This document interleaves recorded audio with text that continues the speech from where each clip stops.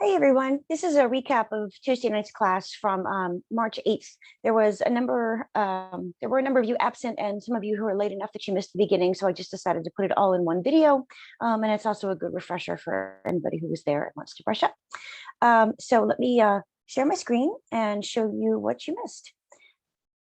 We started a new unit called RIOT Baby, which is a book by author Tochi Onyebuchi. It is a science fiction book. And Tochi Onyebuchi is a young adult author. Usually this is his first book for adults.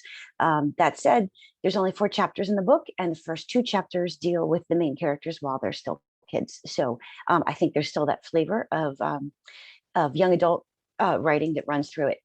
Here is the book in PDF on Brightspace if you didn't buy it. If you have it in hard copy, that's great. If you listen to the audiobook, that's fine too. Whatever works. So you can see that it, well, you can't see all 4 of them. So there's 4 chapters. The first one is called South Central because it takes place in Los Angeles, the South Central neighborhood. The second chapter is called Harlem because the family moves all the way across the country to Harlem, which is in New York City. The third chapter is called Rikers, which is also in New York, and that is the big jail there. Which is a little bit of a preview, like somebody in this book ends up spending a lot of time at Rikers. And then the 4th chapter is called Watts, which is basically back in South Central. It's a neighborhood in LA. So it goes, LA, New York, LA. And this is the first section of chapter 1. And we took a moment to analyze Tochi Onyebuchi's language, how often he writes in phrases and not necessarily full sentences, because he's trying to give you a scene and feel like you're really in the scene. And some of the language is really beautiful. And some of the language is really can be quite violent in the book too. So as you read, allow yourself a moment to really linger over the way he uses his language. The very first sentence of the book is "before her thing begins," and there's a capital T in thing, and he's referencing Ella, the main character, who's a very young elementary schooler in this part. She's magical. She has superpowers, and her family calls it her thing because they don't really know what to call it. That is a little preview of the book. Here is the author, Tochi Onyebuchi. This is when he wrote Beast Made of Night, which is one of his young adult books. So this is a few years ago before he wrote RIOT Baby.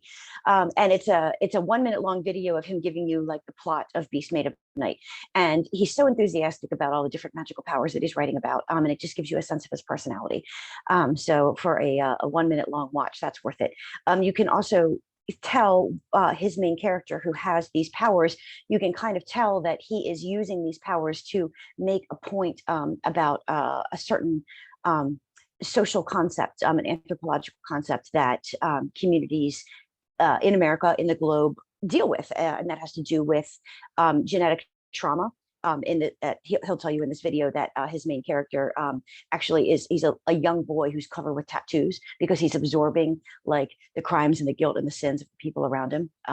So the next video we watched is the 5-minute long one. Well, apparently this one is running the ad with Geico, but this is an interview that Tochi Onyebuchi gave on Comedy Central with Trevor Noah on The Daily Show. And it is him talking about RIOT Baby. And it is telling me the video is not available, probably because I clicked off of it, but it will show up after another set of ads. So it's only 5 minutes long if you can suffer through the 1 minute of ads. And he talks about whether or not his book counts as a dystopian book. A dystopia is the opposite of a utopia. Utopia means everything is perfect and lovely and we live in a perfect world and there's no war and there's no hunger. A dystopia is the opposite. There's lots of dystopian books. They're usually futuristic and shows and movies, like think like Hunger Games, where everyone is oppressed. The government has taken over. There's awful weird rules in place. Oh, that is not Tochi Onyebuchi. So this must have played through in the background while I was talking. But anyway, the link on Brightspace works. You'll have to trust me on that. So they discuss whether it's a dystopia, and they discuss why Tochi Onyebuchi takes on real world problems through writing science fiction and science fantasy. He's basically saying that if you can make something a story, it can appeal to more people who might not necessarily agree with like the social points you're making. Like, if they don't share your politics, they still might like your story and you still might be able to get through to them. And then the last video, this is also Tochi, and this is 1 minute long, and he is talking about how he writes things down and fictionalizes them in order to deal with real world monsters. If you can actually like describe the monster in front of you, put words on it, put labels on it, it can become a little bit less threatening, and that is the power of writing. So in Riot Baby, it's called Riot Baby because the baby, Kev, is born during the Rodney King riots in Los Angeles. Rodney King was beaten by police in 1991, and all of those police were found not guilty of doing anything wrong in 1992, and the city erupted into riots. And so a theme of police violence is in this book. And Onibuchi references a lot of different, the more famous episodes of police violence, but he doesn't say, here is who Rodney King was. And he knows he's writing about something that happened before many of his readers are born. He is sort of expecting you to kind of know about it because many of us have heard about it, but he's also trusting you to look up the ones you don't know and maybe understand that when he's referencing something you've never heard of, that it's not something he's just making up, that he's referencing a real life event that you haven't heard of. So what we did in class is we made a timeline together of all of the episodes from 91, Rodney King, to George Floyd and Breonna Taylor in 2020, all episodes of police violence against people who, 99% of the time ended up dying. The ones who are highlighted are the ones that are mentioned in the book. So if you don't know who Rodney King is, now you do, and you know why the book is called Riot Baby. Sean Bell is in the book, the section called Harlem. Oscar Grant is referenced in the section of the book called Rikers, Charleston, South Carolina shooting, and all the way to Laquan McDonald and the McKinney, Texas pool party. You will recognize many of these, a lot of them you won't, but that's why we talked about it. So, and then the last thing that we talked about is one sentence summaries, which was the homework, which is to read the first 2 chapters. South Central is chapter 1, Harlem is chapter 2. They're both very short. And they're also subdivided into sections. Each section is divided by a line break, which is just like an extra space. So the goal is to write a 1 sentence summary of each section. Sometimes the sentence is going to be very short because not a lot happens. Sometimes the sentence will be very long because a lot happens, but the goal is to keep it to 1 sentence and still manage to summarize what it is that is happening in this scene. So here's the space for the 6 sentences for South Central, and then there's 8 for Harlem. You don't have to use this paper. You can type it up separately and submit it however you like. This just gives you an idea of formatting.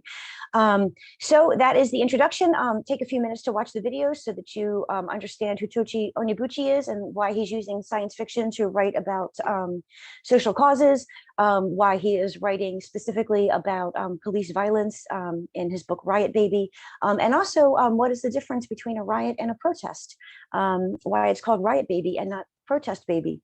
We talked about that in class too, and the takeaway is protest usually means it was peaceful. Riots usually mean it was disruptive or violent, but the perspective of that depends on who you ask. Whether it was violent or not, if you're protesting something that is near and dear to your heart, it's a protest. Or if you use the word riot, you use it reverently. If I don't like what you're protesting and I want to try to paint you with a brush that makes you look like the one who's the problem, who's violent, I'll call it a riot, and you're calling it a protest. So that word riot and protest can be used in ways that mean very particular things. The fact that he calls it Riot Baby means that he's taking that word riot and really loving it and saying like, yeah, it might have been a riot, but it is still a protest. So the difference between a riot and a protest is absolutely nothing. That is your recap. Let me know if you have any questions. Of course, I'm here all week, and I will see you all next week. Bye.